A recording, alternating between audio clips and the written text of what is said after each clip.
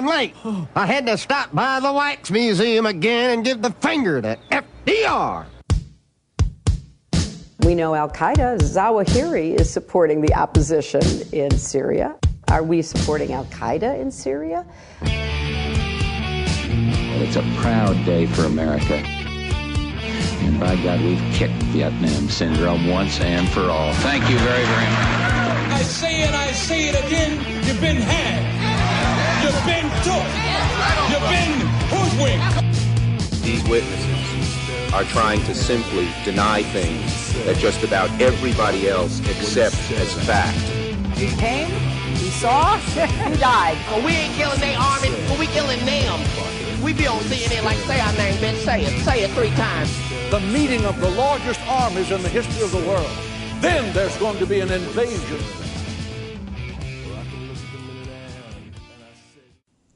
All right, you guys, introducing the great Sheldon Richman, my partner at the Libertarian Institute and great author of thousands and thousands of great libertarian articles going back for many years. The very latest is, are we sure it can't happen here? Welcome back to the show, Sheldon. How are you doing? I think it might be happening, man. I'm doing great, Scott. You are the best at reading headlines with expression. Wow. That's one of your many skills, but it's a talent. It's a definite talent. You do it with a lot of people. There you go. Oh, do I? Yeah, I guess I try. You know, do what you can. Hey, great article, but let's not talk about it yet. Let's instead talk about what you wrote about previously, which sounds, it's a little bit arcane, but it's so important, about who's adopting what definition of anti-Semitism and the effect that has on debates over Israel and Palestine on American college campuses. And there's been a major development in that story, so I won't be any more specific from that. You go ahead and explain. Yeah, was it last week or the week before? I lose track. I did an article, a follow-up to what I had been doing about this, in the American context, the pending before Congress Anti-Semitism Awareness Act, which is in the committees of the House and Senate, which would direct the Department of Education, the Office of Civil Rights there, to adopt more or less what's now being regarded as the official definition plus description of anti-Semitism that was embraced by the International Holocaust Remembrance Alliance, which the U.S. is a member of, and which originally originated in with the American Jewish Committee. They and the Wiesenthal Center pushed various groups to adopt this, and it was also the matter of controversy in Great Britain with the Labour Party, because when they when their executive committee got into this issue of what constitutes anti-Semitism, they didn't go all the way. They didn't adopt all these alleged examples of anti-Semitism in that quote official definition. When I say official, just remember the quotation marks around it. And then they got accused of being anti-Semitic, and Jeremy Corbyn, who's the head of the party and possible future prime minister, has been smeared as an anti-Semite, and they backed down, and now they've embraced the entire thing. So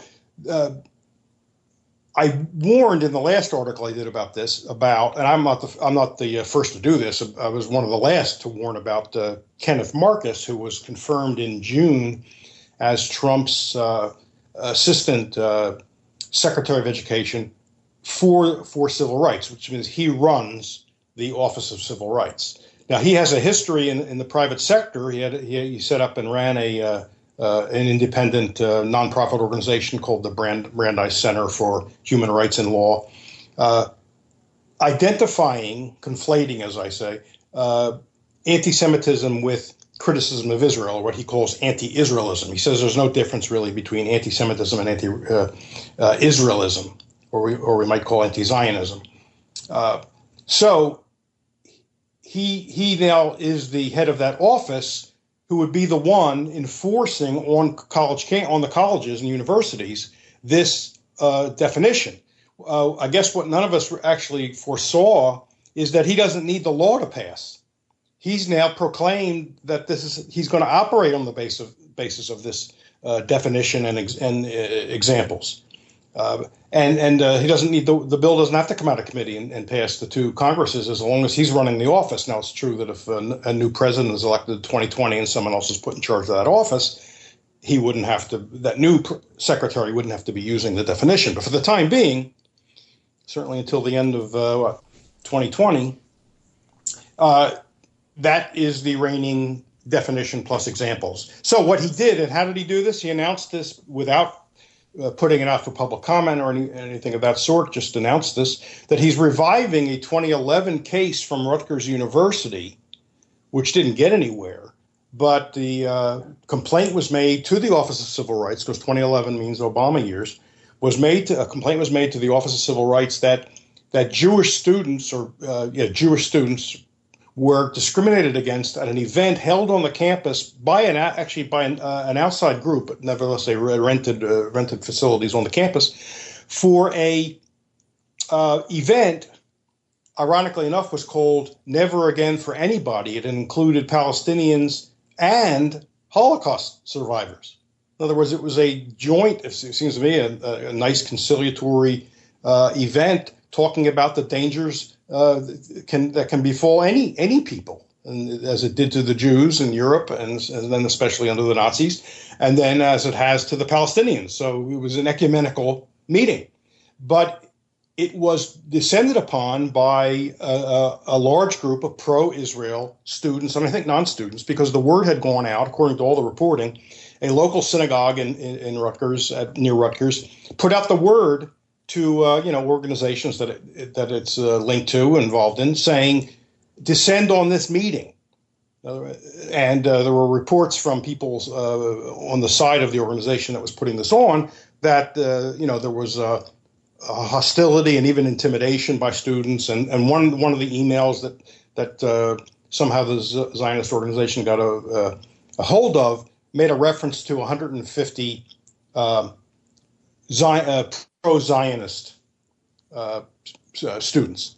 And so that was seized on by the ZOA to say, see, that's a code word for Jewish. So that by the definition under these IHRA definition, which has been embraced by the State Department even under Obama, that constitutes anti-Semitism and therefore a hostile atmosphere to the Jewish students of Rutgers, and therefore actionable by the Office of Civil Rights of the Department of Education under the 1964 Civil Rights Act. That's how it all connects legally.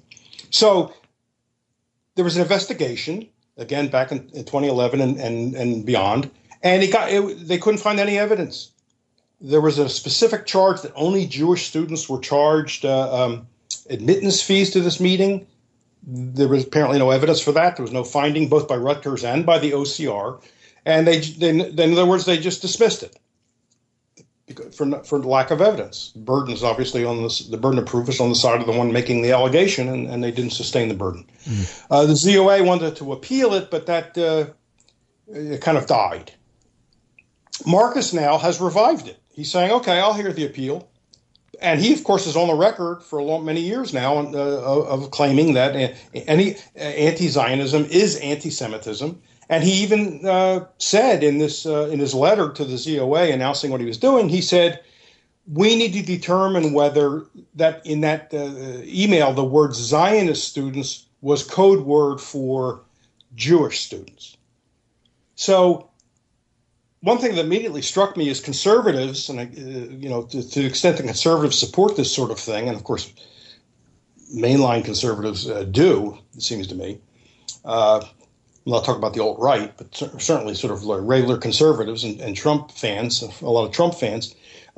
They used to hate the Department of Education and the Office of Civil Rights and the idea of a thought police. Now they've embraced all three in this context only, though. Because they like that there's the DOE now, they like that there's an OCR with Marcus at the head of it, and he's going to somehow divine whether when somebody says Zionist, he means Jew. How's he going to do that? He's going to have a seance or some sort of spiritual mind reading session, or put them up on some machine lie detector to figure out what is it they quote mean when they say that. That sounds like thought police. And how is that not squelching freedom of speech and free inquiry on campuses, which many, many civil libertarians have been warning about, including, by the way, the author of this definition and plus examples, Kenneth Stern, another Kenneth Stern, not to be confused with Kenneth Marcus, has warned and told Congress, don't pass this because it will chill free speech. And that's not what I meant when I came up with this notion of anti-Semitism. It wasn't meant for the purpose of policing free speech on campuses or anywhere. Mm-hmm. So lots of heavy-hitting people have warned that this should not be used and should not be put into law, and they're appalled that Marcus is doing this, but he's doing it. Mm-hmm. And predictably, there's nothing surprising. It should have been predictable that he would take it on his own initiative rather than wait for the law to be passed. Well, I like the part about, it's the State Department definition, which is just like Dick Cheney going on Meet the Press and citing a Judy Miller story that he put in the New York Times and saying, see, even the New York Times says, laundering this bias through some other institution for a minute, to lend it some credibility there. But so let me make sure I understand the story here with the Rutgers case.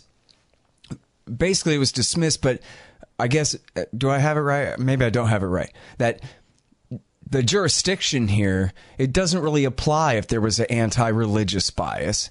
They have to redefine Judaism as an ethnicity so that they can investigate it as a basis of like a racism charge under the civil rights policy. I explained this in the original article I wrote on this for a few weeks ago. People can look it up. I explain what's going on there. If you look at Title VI of the that's the relevant title of this of the 64 Act. It doesn't mention religion. It talks about discrimination on the basis of race, ethnic, national origin, or ethnicity. I think that's it. So there's no reference to religion.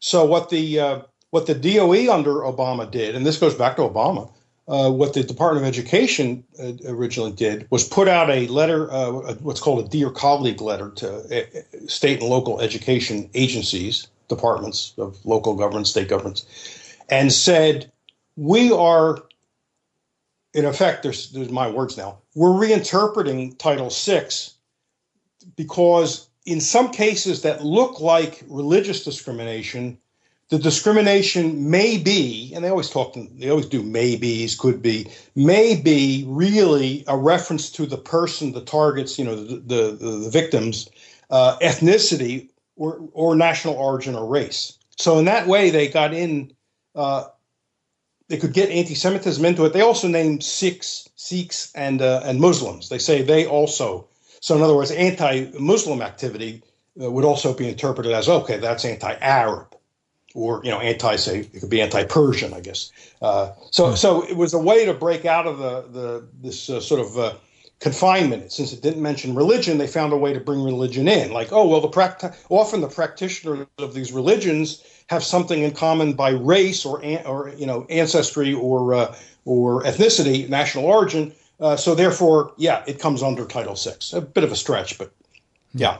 Well, and of course, I don't know. Anyway, I mean, the whole thing is so obviously bogus. It seemed, I guess the question is, can anybody try to stop them? I mean, if they were doing this about, okay, well, you can't criticize Chinese relations with Mongolia, otherwise you're a racist and you hate Chinese people or some kind of thing like that. Would we have patience for that? And we would say, oh, okay, you're right. I guess we can't criticize the Han for dominating the Tibetans anymore either, because now that, maybe that's a better example since that's one people care about, Kenneth Stern, the lead author of this definition plus examples. I don't want to call it just a definition because they distinguish the definition, which is like 38 words and really is meaningless, from a bunch of specific definitions. 7 of 11 refer to Israel, not about discriminating against or hating Jews qua Jews, but saying something negative about the state of Israel.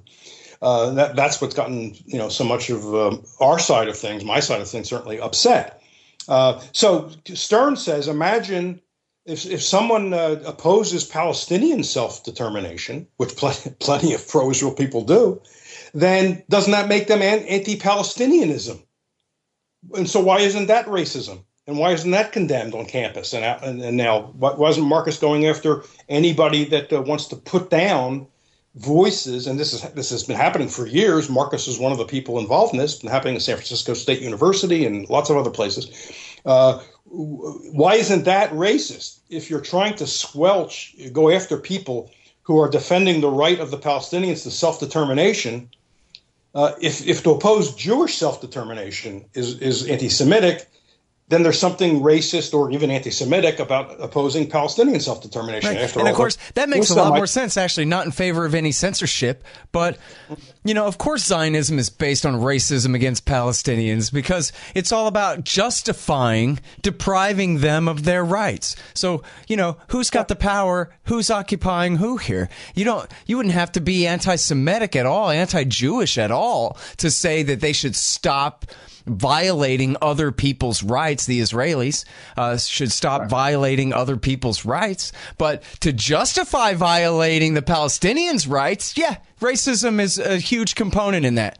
Another part of it, of course, is how they always talk about the Palestinians as though they're all Muslims because they don't want to talk about the fifth of them that are Christians and how, because that's the kind of thing that Americans actually might, pique their curiosity. That, I didn't realize that there were people who believe the same as me that are on the side of, who are oppressed along with the Muslims rather than being on the side of the Jewish majority state there. That's right. Yeah, and it's funny because when this idea of denying or saying that Jews don't have the right of self-determination, that's regarded as it's going to sound like Jeff Foxworthy now. This is the point I was going to bring up. The position is if you take that position that the Jews don't have the right of self-determination, you may be not a redneck but a anti-Semite. That's one of their chief examples, right? Denying that Jews have a right to self-determination. But as I've said in a couple different places, I don't know anybody, I'm not talking about some fringe, David Duke or something. I don't know anybody who says Jews don't have the right of self-determination. What they say is, and that's only half of the sentence, they don't have the right of self-determination on other people's land, on stolen land. Let's say that and talk about it. Instead, it's just left that they don't have the right to self-determination. Look, if a group of Jewish people, observant or not, they can call themselves whatever they want.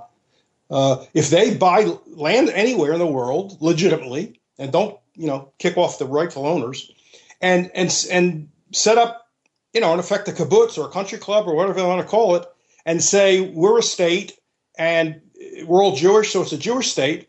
Fine, they can do that. That's self-determination. They shouldn't be stopped. Doesn't mean I'm going to move there. But they shouldn't be stopped. The objection is to kicking Palestinians off their land, and it can be easily demonstrated that it was the land of individual Palestinians and towns and villages. They kicked them off and then said, "This is our nation. We now have self-determination." That's the objection. But people always leave off the second part of it, and then they say, "See, if you're denying that Jews have a right of self-determination, you must be an anti-Semite." Yeah, well, and I guess part of, the irony of the whole thing, right, is the more transparent this is, the more necessary it is. That we can't just have people going around explaining the Palestinian side of the story here. We've got to clamp down on that because it does not favor Israel at all to even describe the basic facts of who's occupying who over there. They constantly pretend like Palestine is already an independent state that's constantly at war with Israel and victimizing Israel and trying to extort land away from Israel. The whole thing is completely upside down. And once people get a grip on who's occupying what, then they change their mind pretty quickly about. That's certainly my experience. Well, right, because most people don't know the story. But what you just said is not controversial among historians and others who look carefully into this. And I don't just mean partisans, critics of Israel. In the late 80s, when the government documents, archives were finally opened up after a certain number of years, about 1948, the War of Independence and all that stuff, and the violence beforehand by the Irgun and pre-Israel Zionist militias, Jewish Israeli historians across the spectrum went into the documents and wrote books. The books poured out in the late 80s and beyond, still coming out, pointing out that it's not controversial. There was ethnic cleansing. Benny Morris, probably, perhaps the most prominent, is pro-Israel, thinks it was the right thing to do. Without the ethnic cleansing, he says, Israel couldn't have been established. And he says that would have been, and that would have been too bad. And he compares it to the U.S., wiping out the Indians, because he says there wouldn't have been America if the Indians hadn't been wiped out. And of course, we all realize it's good that America was founded. So he draws a parallel there. The only debate that he's still fighting, and lots of people have shown he hasn't made his case, is whether, how premeditated the ethnic cleansing was, or whether it all just came up as a wartime contingency. But he's not sustained his case. That's been critiqued by Norman Finkelstein and Ilan Pappé and many other people to show there was a plan. It was known as Plan Dalet, Plan D, about, this was in the plan. But even Morris, who wants to deny that this was premeditated, says the following in his book, I believe it's called Righteous Victims, that dispossession and displacement of the Palestinians was inherent in Zionism, inevitable and inherent in Zionism. In other words, if you're going to have a Jewish state, you got to have a Jewish majority, and preferably a supermajority, unless it's totally unanimous, all Jewish. And they couldn't do that in Palestine the way it was populated in 47, 48. There were the Arabs, Christian, like you say, Christians and Muslims. Arabs outnumbered Jews from no matter where. And therefore, if you're going to have, quote, a Jewish state, whatever that means exactly, but if you're going to have a Jewish state, the Jews can't be a minority in that state. And this was the thinking of the people trying to build the state of Israel. So they said we have to get rid of them. This was said from the beginning by Herzl. They used the word transfer, the nicer word transfer. And Herzl, it's a quote that's been quoted many, many times, it's totally famous, about how we have to spirit the penniless population across the border, deposit them across the border. He says something like, help them secure employment, but deny them employment here, meaning in Palestine, which is now going to be run by the Jews. Everybody knows that was the idea. You couldn't have had it otherwise. They tried to the UN tried to gerrymander it to get a slight majority of Jews in the the Jewish part of the partition it was going to recommend, but it was very unstable. It ended up with two states that were very odd shapes and not viable, and it was a mess. It was a mess, and the Zionists accepted it, knowing, oh, don't worry, we won't have to live with this. We'll seize the rest of it in our own good time. Yeah, which they pretty much have done. Hey, by the way, everybody's got to read Obstacle to Peace, the U.S. Role in the Israel-Palestinian Conflict, or Israel-Palestine Conflict by Jeremy Hammond. It's great. I'm almost done with it. And then I imagine that's going to be like a 2 or 3 hour interview or something. Yeah, it's just the most meticulous thing in the world. Have you read that? I don't think... I confused it with a couple of other titles. Is this the latest of his books?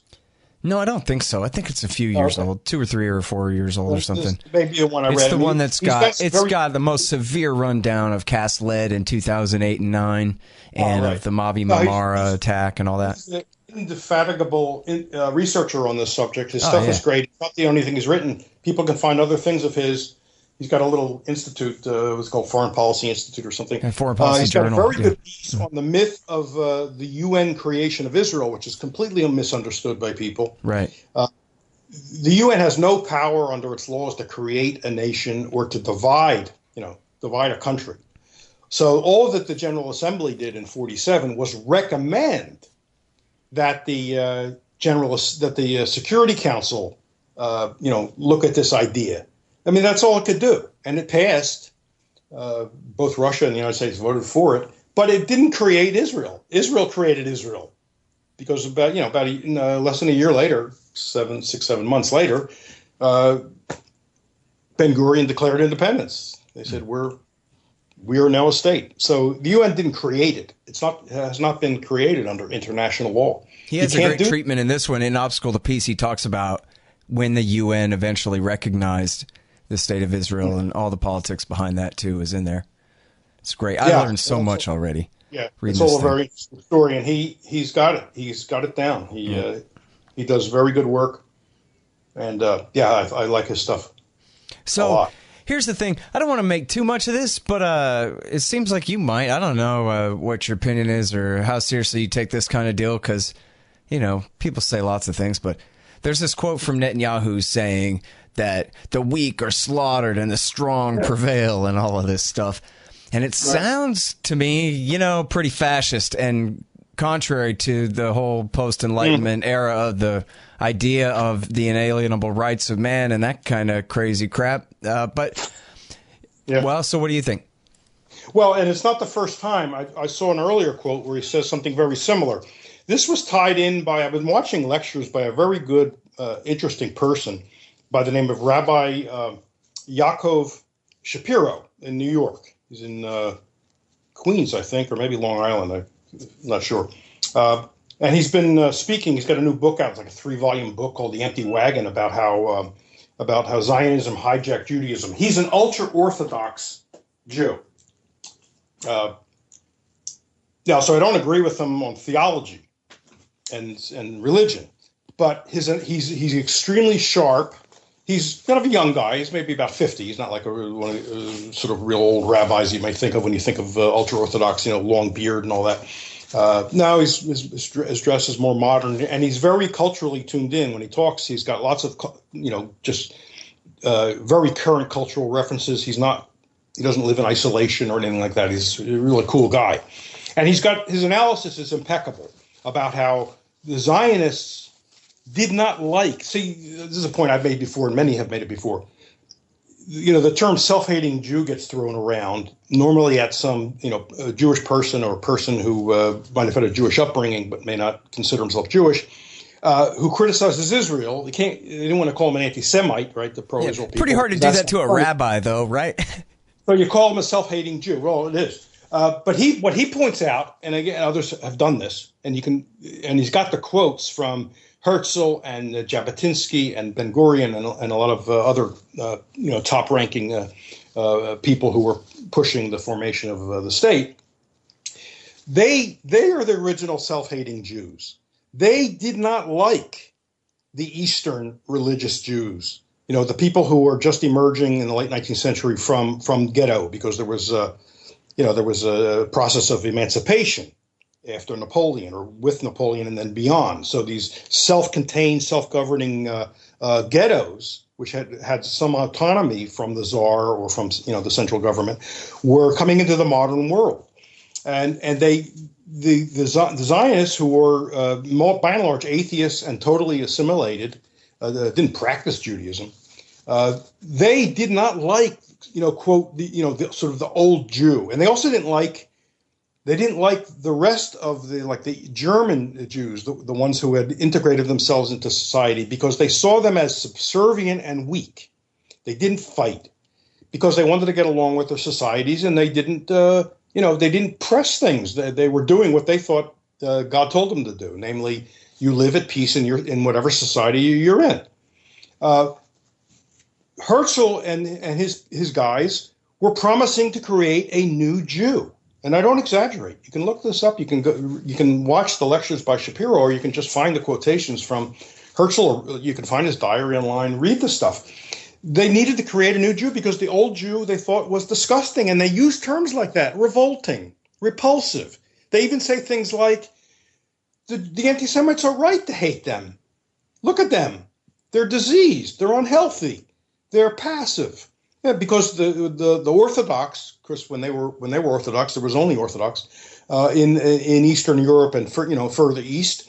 They weren't interested in the outer society. They believed their duty was to read the holy books, right, and study the Torah and the Talmud and the oral law, and that's what they spent their time doing. My grandfather, who was some strain of Orthodox, there are actually several strains. My Lithuanian paternal grandfather, that's what he spent most of his time doing, reading the commentaries, the great rabbis of the Middle Ages who were interpreting the oral law, who were interpreting the written law. That's what they spent their time doing. They thought that was what God wanted them to do. Herzl and the secular Zionists sneered at that and said, okay, we need to break free of this. And that's why they wanted to set up a new state, a new country. We're going to be like regular people. We're going to farm. We're going to be strong. So that comes out of that, because Jabotinsky is one of these, and the Likud party is inspired by Jabotinsky, the revisionists they were known as, and the Netanyahus were inspired by Jabotinsky, his father, and now the son, Bibi. So that comes out of that. That's right. We have to show we're strong. And, he pointed out, Shapiro pointed out a couple of years ago when the UN had passed a resolution against the settlements in the West Bank, and there was Jewish criticism of Israel in connection with this for the settlements, the sort of liberal Jews and non-Zionist Jews who say the settlements are destructive and violations of international law. Netanyahu, who was prime minister at the time, said something like, that's the diaspora mentality. Enough of the diaspora mentality, bowing and scraping, to the societies you live in. We're strong. We're healthy. No, he didn't defend the settlements. He didn't say we need them or they don't violate international law or who cares if they violate. He said nothing like that. He said his only answer was, we are a strong people. We are a healthy nation. Enough of this diaspora mentality. So this is not new for him. And you're right. There's something extremely unattractive about it. Yeah, well, hey, it's tribalism. I think we may have talked before about this Mike Wallace interview I saw years ago with Rabbi Kahane, who, he was the first al-Qaeda attack in America, was Egyptian Islamic Jihad, assassinated him in New York City in 1990.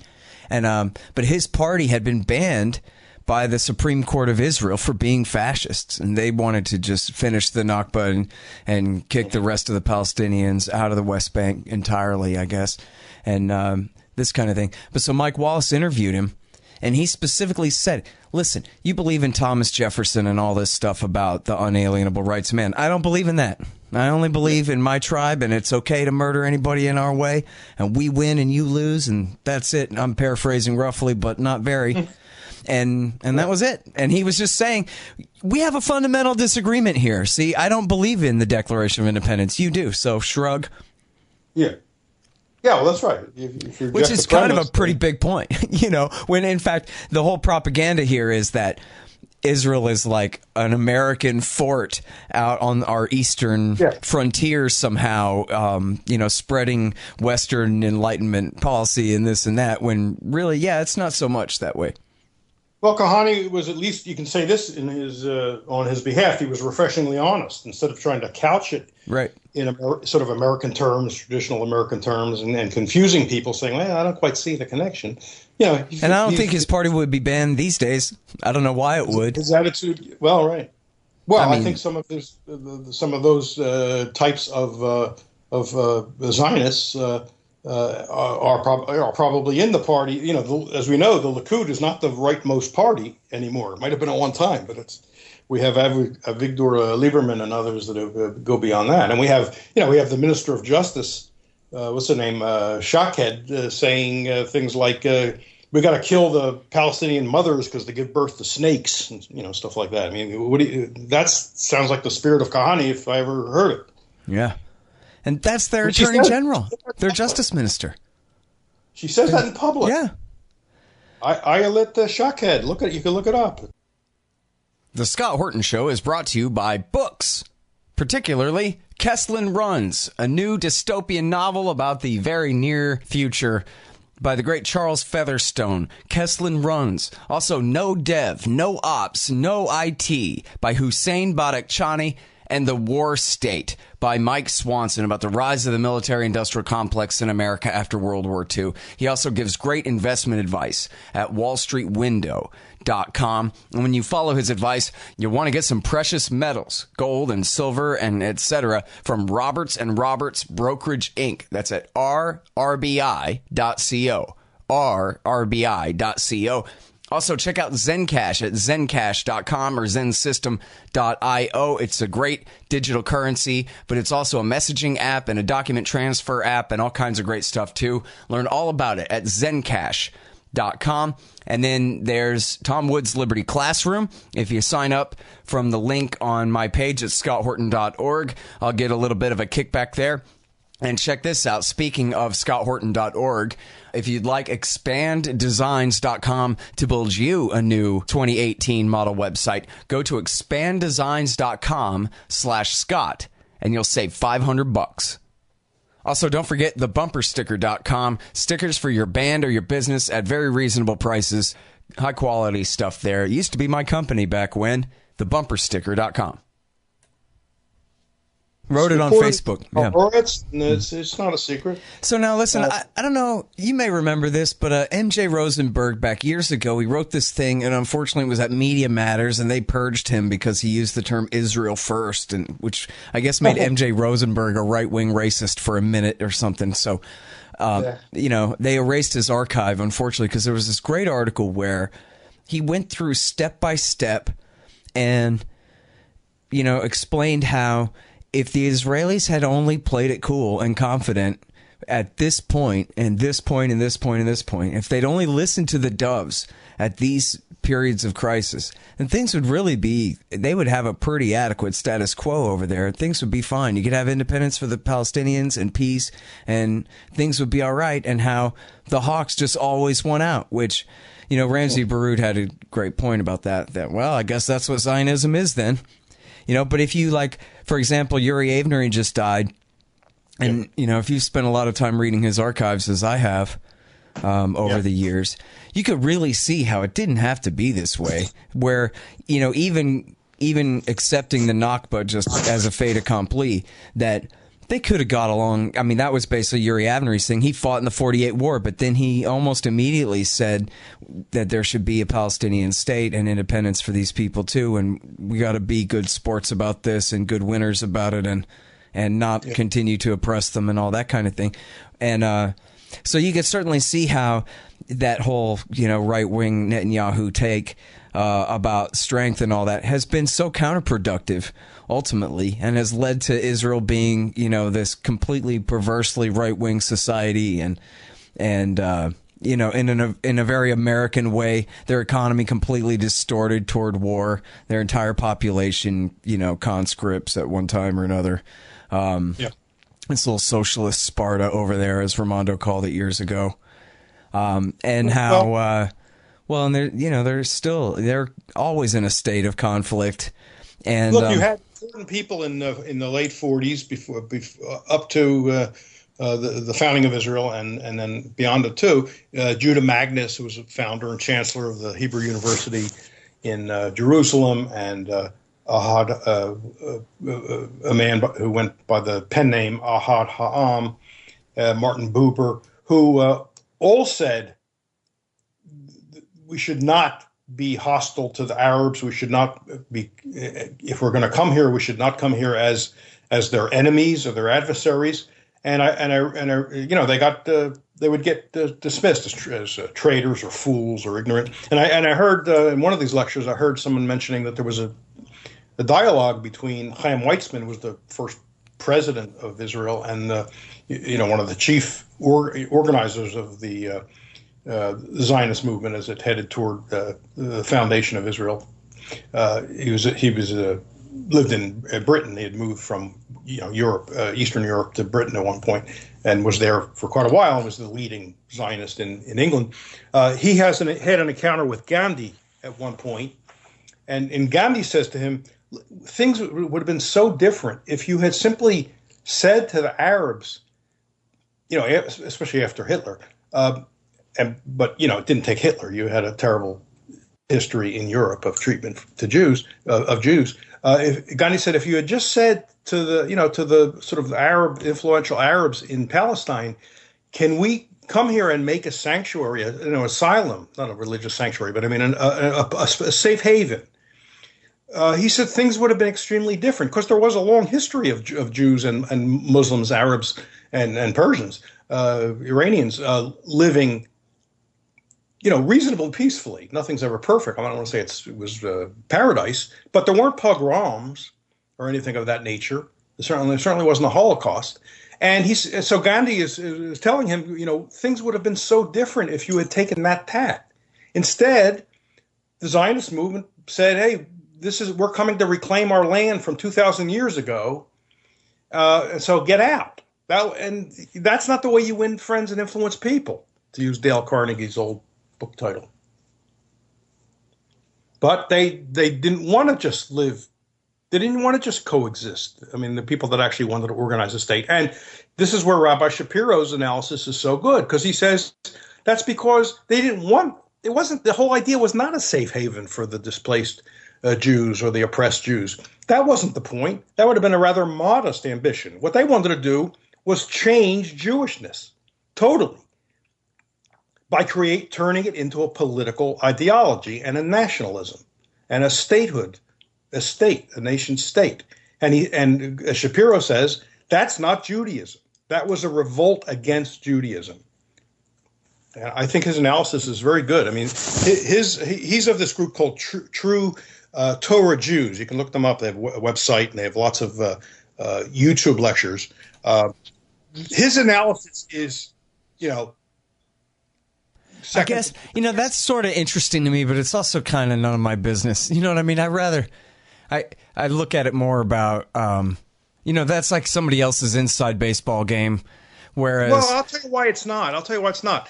Look, most of the attention to Israel's conduct from the start has been on, and it's certainly, I'm not saying it got too much attention. It didn't.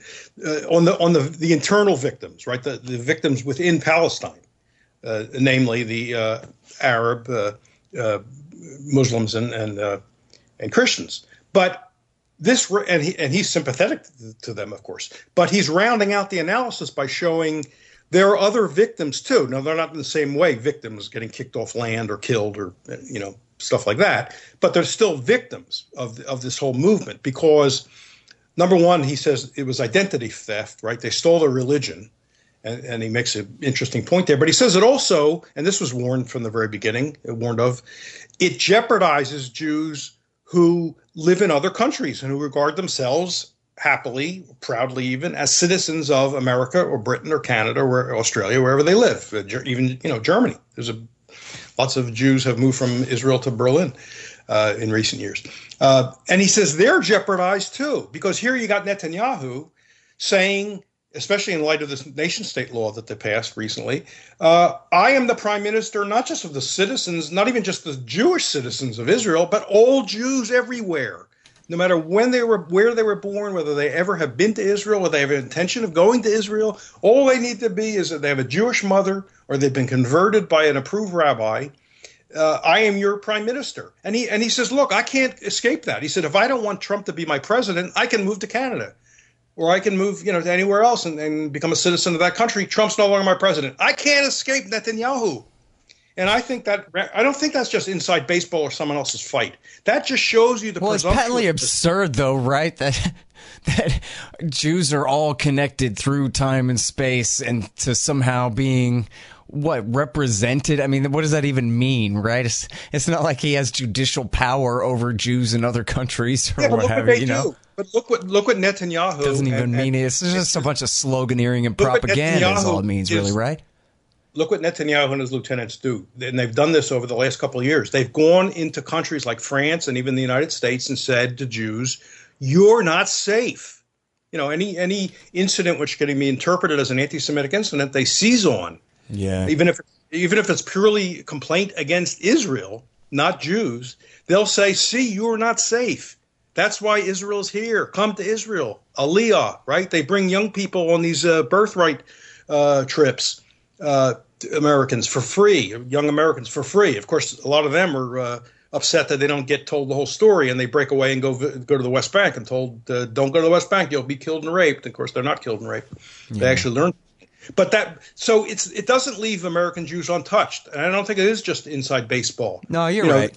But I guess, but back to the point of, this Netanyahu's rant about the strong survive and all of that. It seems like the strong dig deeper graves for themselves is really more like it. And so that, right, like, okay, so if I didn't care at all about the Palestinians or any of this stuff, and I was just trying to, like, I just got here, I'm Kang and Kodos in outer space looking down or whatever.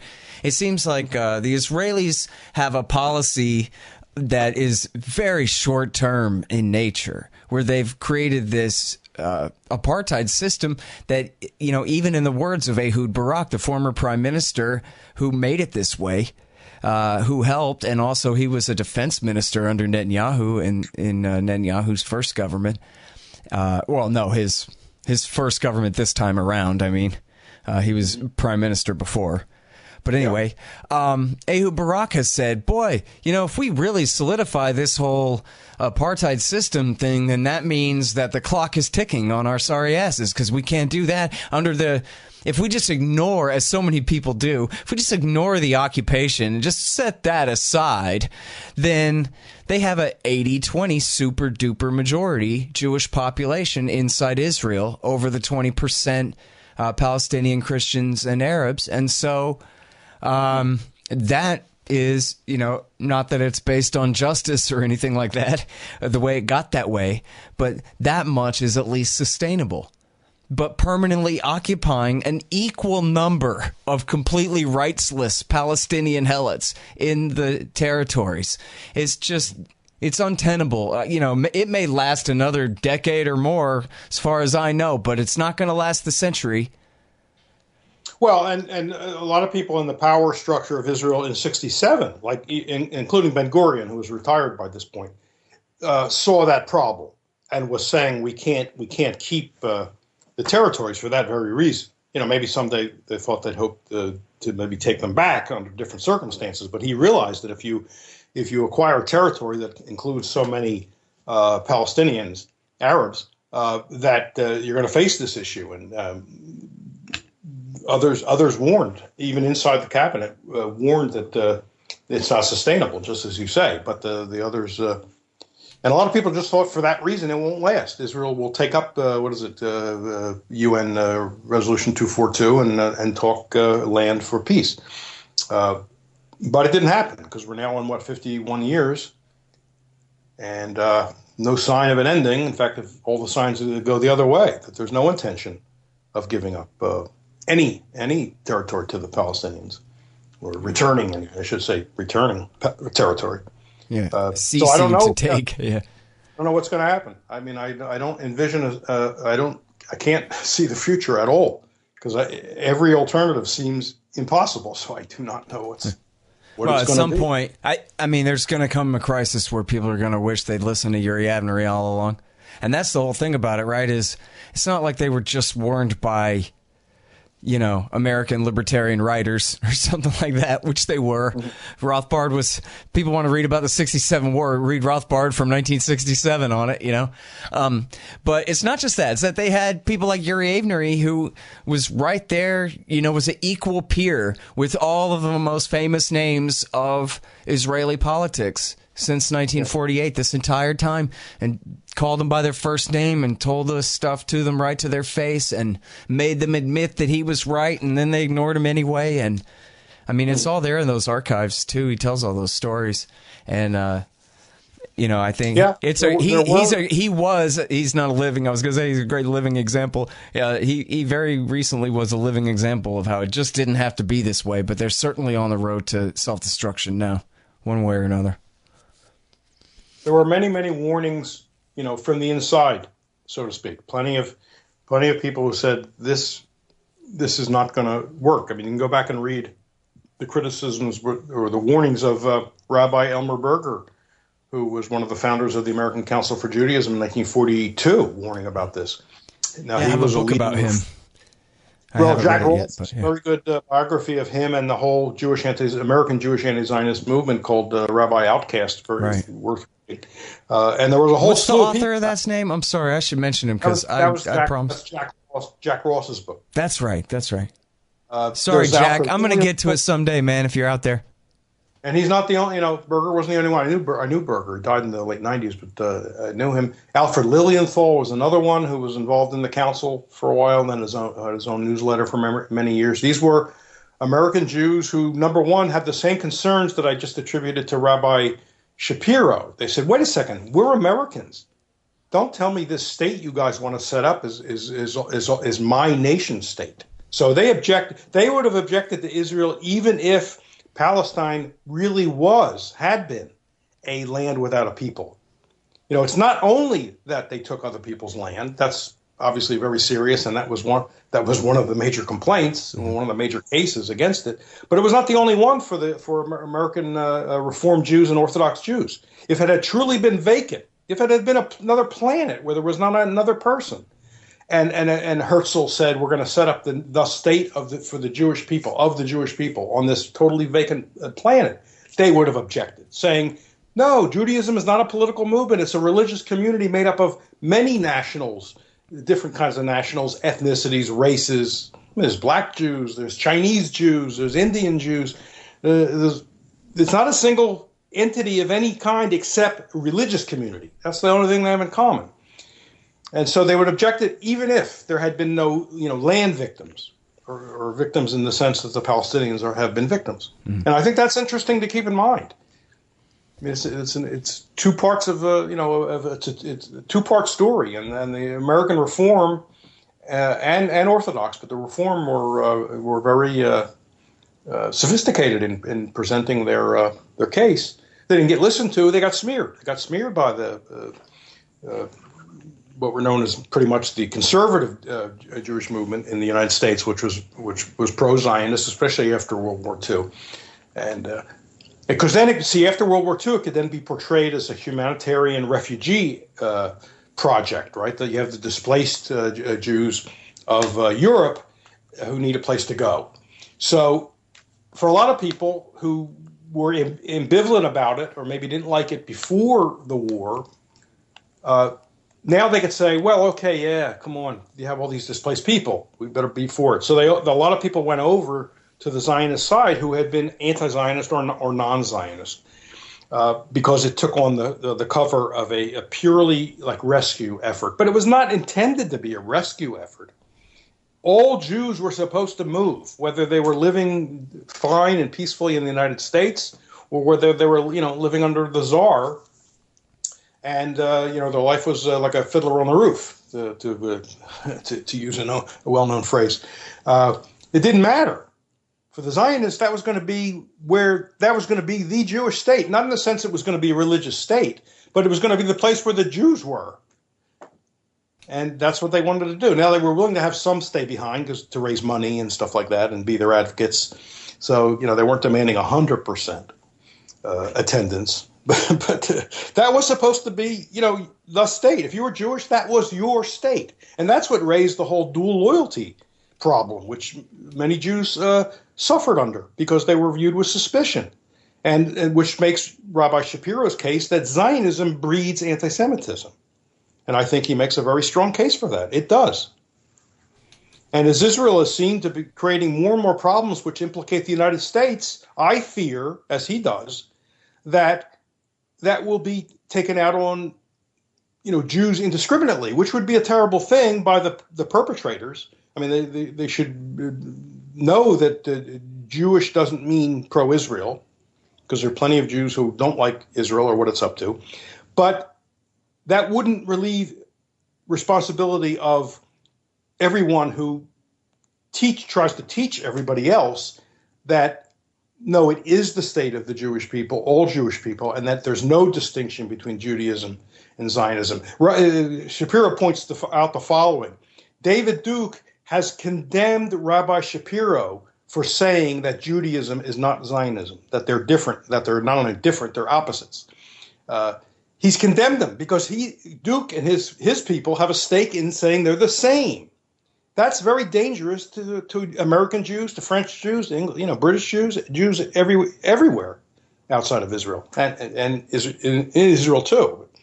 And this makes Rabbi Shapiro very concerned. He's trying to tell just the average person, there's a distinction here. Mm-hmm. All right, you guys, here's how to support the show. First of all, subscribe to the RSS feeds, iTunes, Stitcher, and all of that. All the feeds are available at scotthorton.org and also at libertarianinstitute.org. You can also follow me on youtube.com/Scott Horton Show. And sign up for Patreon. If you do, anybody who signs up for $1 per interview gets 2 free books from Listen and Think Audio.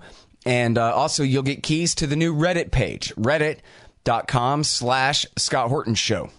And then if you go to scotthorton.org/donate, $20 will get you the audiobook of Fool's Errand, Time to End the War in Afghanistan. $50 will get you a signed copy of the paperback there. And a $100 donation will get you either a QR code, commodity disc, or a lifetime subscription to Listen and Think Libertarian audiobooks. That's all at scotthorton.org/donate. And also anybody donating $5 or more per month there. If you already are, or if you sign up now, you'll get keys to that new Reddit group as well. Already got about 50 people in there, and it's turning out pretty good. Again, that's reddit.com/Scott Horton Show. If you're already donating or you're a new donor, just email me, scott@scotthorton.org, and I'll get you the keys there. And hey, do me a favor, give me a good review on iTunes or Stitcher, or if you liked the book, on Amazon.com, and the audiobook is also on iTunes, and sure would appreciate that. And listen, if you want to submit articles to the Libertarian Institute, please do, and they don't have to be about foreign policy. My email address is scott@scotthorton.org.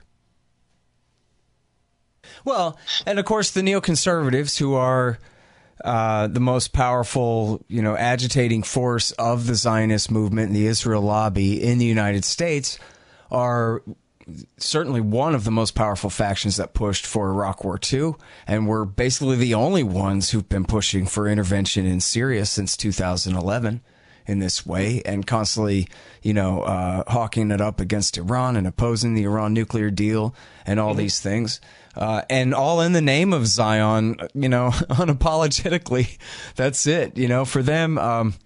As Wilkerson said on the show, did you hear that? Did they publish that one yet? Where Wilkerson says that Colin Powell told George Bush to his face, the number 3 guy at the Pentagon is a card-carrying member of the Likud party. And Bush said, you mean really? Like if I took his wallet, he's got the card in there? Talk about Douglas Feith, that is. Yeah. No, this is we're going to mention Shapiro again because I think it's very important. This does present a danger to American Jews and again, Jews outside of Israel, because there are, sort of crazy people out there who won't make the distinction. And if any event that could be, or any incident that could be interpreted as anti-Semitic is then seized on by, when it may only be anti-Israel, and I don't mean attacking people, there's obviously no excuse for that on any grounds, but Israel and its partisans will seize on that and say, see, we were right all along, not realizing that, or not, they maybe do realize it, but the other people won't realize that they're only right because they helped us to fan those flames. And then when they fan the flames and the fire flares up, they then say, see, we told you. Yeah. We told you there was a fire. Well, no, so by the way, they were fanning the flames. Now, under the new regime, would you just be banned from giving a talk like this on a college campus? I don't know if it'd be banned. If a student felt I was creating a hostile atmosphere, he could make a complaint to the OCR, the Office of Civil Rights. Even though really the gist of your entire thing is to discriminate and to make all of these distinctions and nuances and explain how these things are all not the same. Well, don't forget, they only say you may be an anti-Semite, just like Jeff Foxworthy says you may be a redneck. But of course, we know what the subtext is. You are a redneck, and yes, you are an anti-Semite. Yeah, well, you're guilty, and you have to prove yourself innocent, which you can't. So. Yeah, exactly. Yeah. No, and so the idea is to get people not to say it in the first place, right? In other words, to keep someone from saying what I'm saying on campus because, oh my gosh, a complaint might be filed, and then I'm going to be smeared, and maybe there's going to be some disciplinary action. So the idea is it's a preemptive strike to stop it from happening, not really to act afterwards. You don't want to have to act afterwards. Keep it from happening in the first place. That's what? Point. To me, it smacks of whining when you're not allowed to say this or that. I mean, give me a break. I know we call them kids, but they're really, they've graduated from high school. They're over 18. They ought to be able to take it, whatever it is. This comes from the right, as we know. David Horowitz. Yeah, exactly. They need a safe space for their little crybaby social justice thing on behalf of Israel.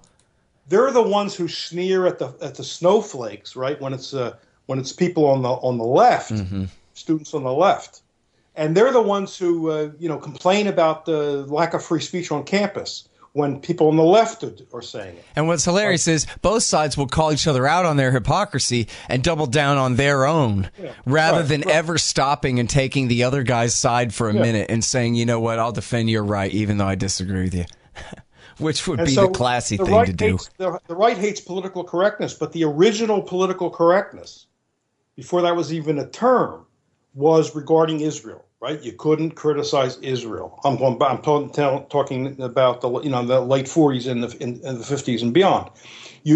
That's what you couldn't say in polite company. Why? Because you must be anti-Semitic. That was the original political correctness, and yet now, it came from that side of the spectrum. The bigger question is, why did any of these neocons hate and fear Donald Trump? Did they really think that he was going to be anti-Israel in any way? Because one time he mumbled something about some fairness that was never going to be implemented in any way. Give me a break. I mean, they panicked over him worse than they panicked over Obama.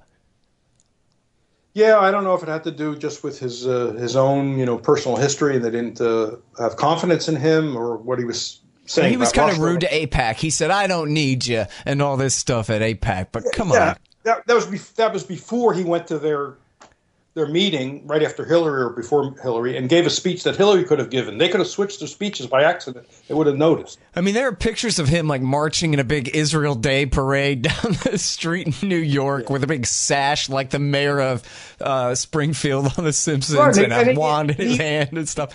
I don't know if he has a wand. He bragged about the award he got from the state of Israel during the campaign. So I think it had to do with other things. Maybe they just didn't think he was reliable. I mean, they had other people running, don't forget. So, and he's also horrible on Iran. He was like, let me tell you how horrible I am on Iran. I'm the worst. That was his entire platform. I don't know why that wasn't good enough for them. I really can't understand. But I'm speculating here.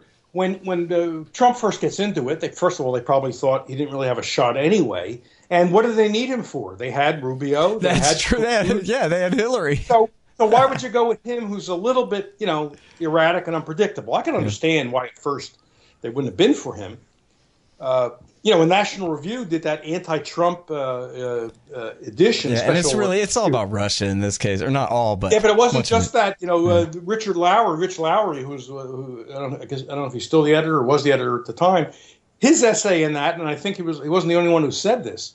His essay in that was on immigration. Trump is too liberal because remember Trump used to say, and in this big beautiful wall, there's going to be a big beautiful door where people can come in, as he puts it, legally. He always has like L-E-E-E-E-G, legally. Yeah. Legally. They didn't want, and Rich Lowry said, what's this business about a door on the wall? He's a liberal. I'm not kidding. Go back and read that. I would doubt it. Okay, so now that brings us, actually, that's a nice segue into today's article, because we've really been talking about other things. Oh, yeah, that's true. So today's article is, Are We Sure It Can't Happen Here? And it's about the demonization and persecution of American immigrants. Well, I've been reading, and it took me too long to get to her work, and I have a long way to go, but I've been reading Hannah Arendt, who, of course, is famous for many books, The Origins of Totalitarianism, which she wrote published in 1951. And her book, when she covered the Eichmann trial in 62, 63, I guess, in Jerusalem, Eichmann in Jerusalem, a report on the banality of evil, which got her into a lot of trouble.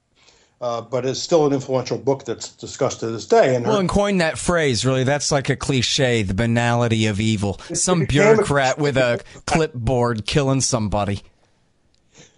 Well, yeah, I mean, that's...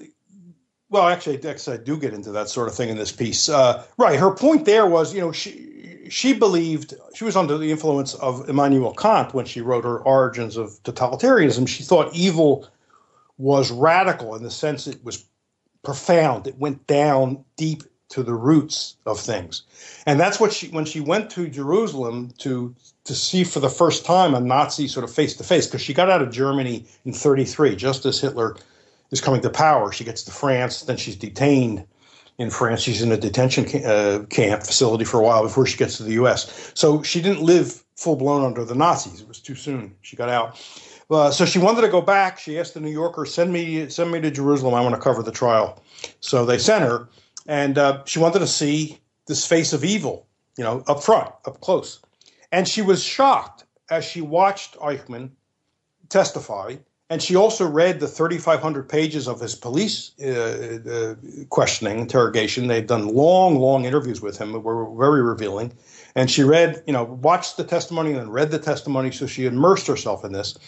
And she said, no, evil doesn't have deep roots, certainly not in the level of Eichmann. It's banal. He just sees himself as following orders, doing what you do in this regime. The Führer's word is law.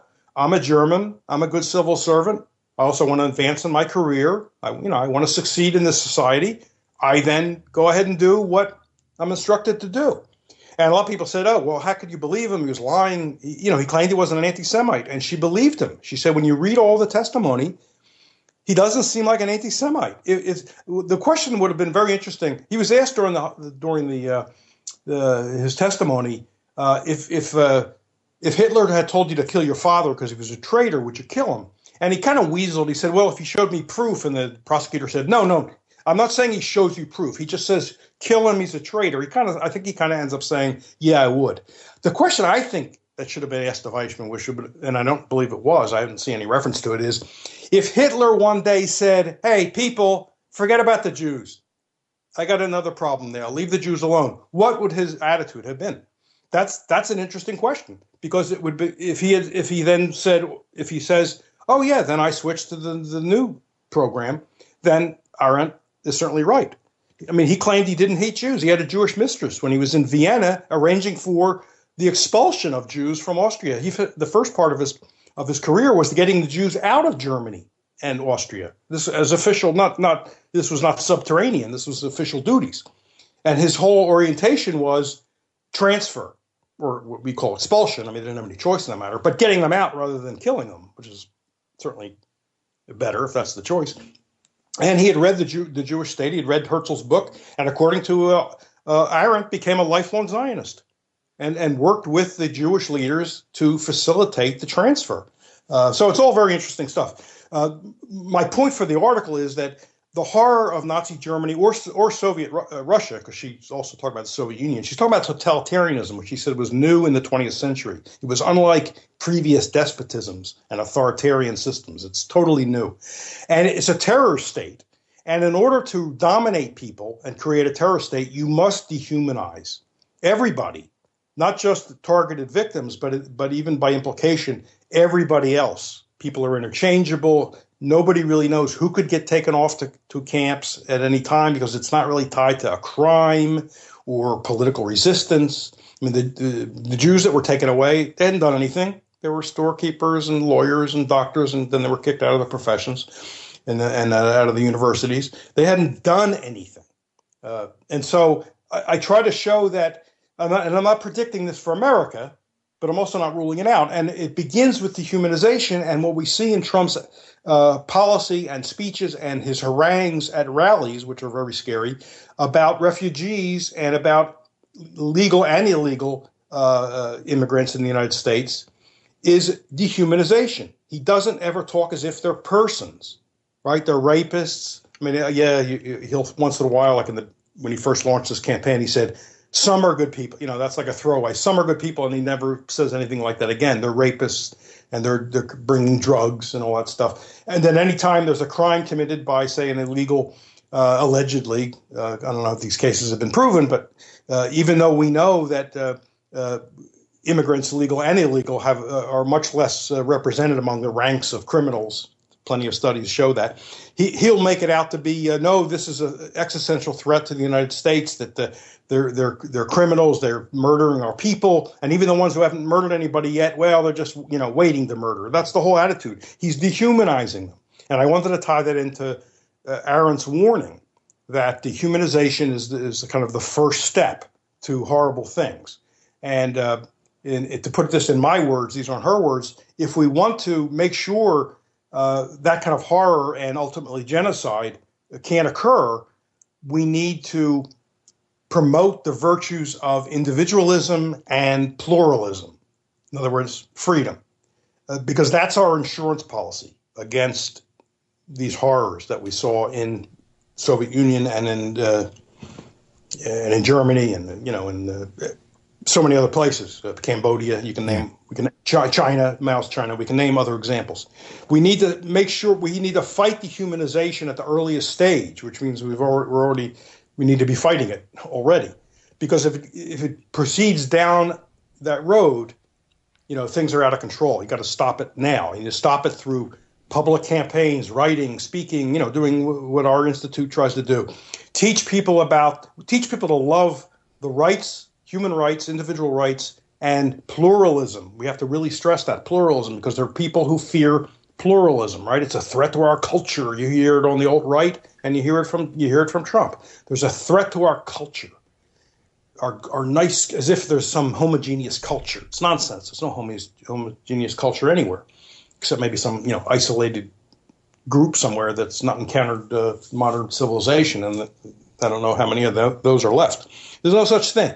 But the Bannon types, the Stephen Miller types, we need to fight that, because great danger lies ahead if it becomes like a snowball going down a hill, right? And then it becomes an avalanche. It's too late once we notice it's an avalanche.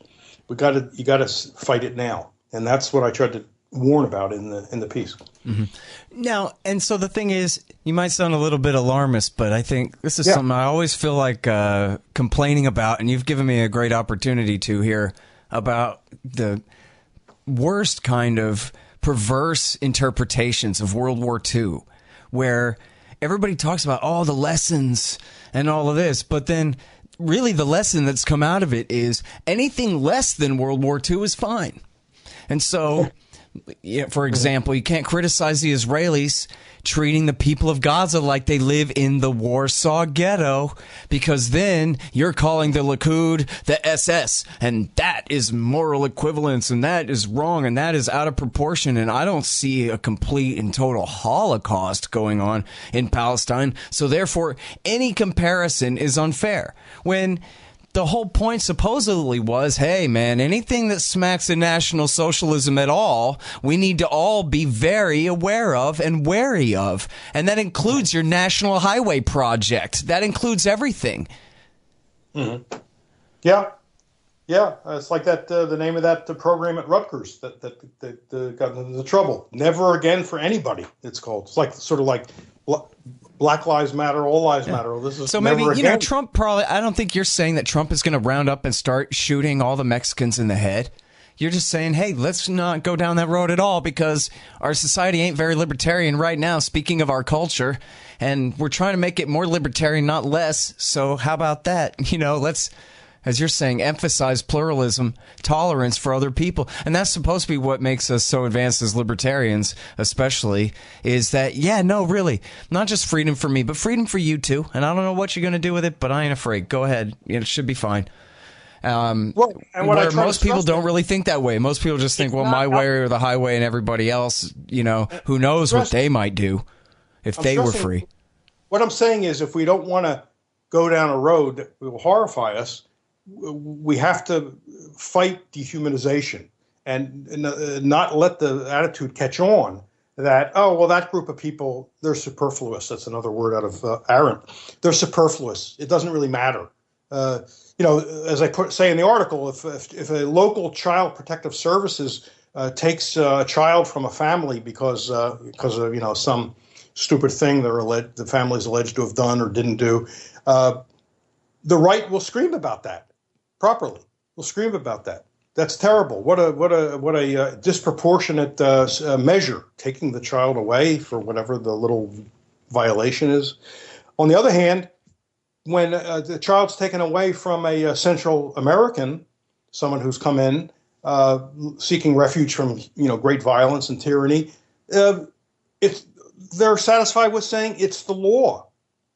That's the banality of evil, I think. It's because they don't regard them as persons, because the officials don't regard them as persons. So we have to fight this attitude. We don't want this attitude to catch on that a group of people, any group of people, is superfluous and basically non-persons. Because if it starts with one group, you don't know where that's going to spread. It's kind of like a wildfire. Maybe it's going to spread to some American citizens. Look what they're doing.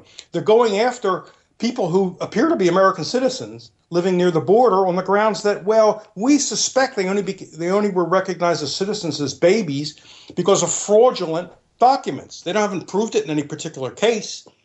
They're just saying, and they're going after people on the grounds that we don't think you're really a citizen. We think you only got those papers when you were a baby. The hospital, they were issued only because there were some fraudulent papers. Or the case of the Dreamers, right? These adults now who came as children, didn't choose to come here, but came as children. It's the only society they know. They're living perfectly peaceful lives, responsible lives, have families and everything, married to American citizens in some cases. They live with the threat of getting kicked out. They're non-persons. If you treat them that way, you're saying you're not really a person. And we don't want this idea instilled in Americans that, living among us are non-persons. This is a potentially very dangerous thing. And I'm not saying it's inevitable that the nightmare can occur, but the nightmare can't occur if this sort of attitude is not widespread, if it's just confined to the fringes, or if it doesn't exist at all. Mm-hmm. That sort of closes off the chance of the nightmare. That's why I say love of rights and freedom and pluralism, and I throw the case for free markets in there because it's necessary. If people are economically insecure because of recession, depression, chronic unemployment, which the government causes, that fans the flames of bigotry. We know that. If people are can't find work, they look for scapegoats. I mean, it helps to promote that bad stuff. So part of the insurance policy is a truly free society and a freed market, not what people think is a free market today, but a truly free market. And so that's what creates economic security. And when people are economically secure, they're, it's not impossible, but they're less likely to eye with suspicion, maybe that guy's taking the job I would have had or something like that. We gotta stomp out, and I don't mean this in any violent physical way, but metaphorically stomp out the seeds of this intolerance, which leads to dehumanization, which can lead to the nightmare, as I call it. Yeah. Well, you know what, man? This all goes to the guilt of the liberal class, of the not the libertarians, but the moderates, the centrists, those who, we see line up to worship McCain, who talks a lot like you, that there are these values that we should have, like freedom and stuff like that are more important than just me. And you gotta, care about the good of other people. And yet then he's the perfect representation, isn't he? In his life and his death, of the corruption of liberalism, where if Rothbard is libertarianism, then Thomas Friedman is liberalism, where, as he says, you have to have this mailed fist to back up the free market so that we can make all these gains for liberalism and democracy. And so what do we get? We get empire. We get millions of people killed. We get, of course, Zionism. We get the boom bust cycle that discredits the free market and empowers the state, and then ends up making libertarianism look bad. It's like the funhouse mirror version of what you're talking about. And so then, they run it into the ground, basically. Self-government and private property, well, that's the philosophy of the American totalitarians. And look at all the damage that they cause in the name of their sacred prophets, et cetera, right? And, discredit us. I was talking about being Kang and Kodos and just getting here and how short-term Israel's policy seems to be. Same thing for the Americans, too. They don't seem to be looking for the survival of our society over the long term in any way. Not the people in charge, I mean. No, I agree. I think you have that just right.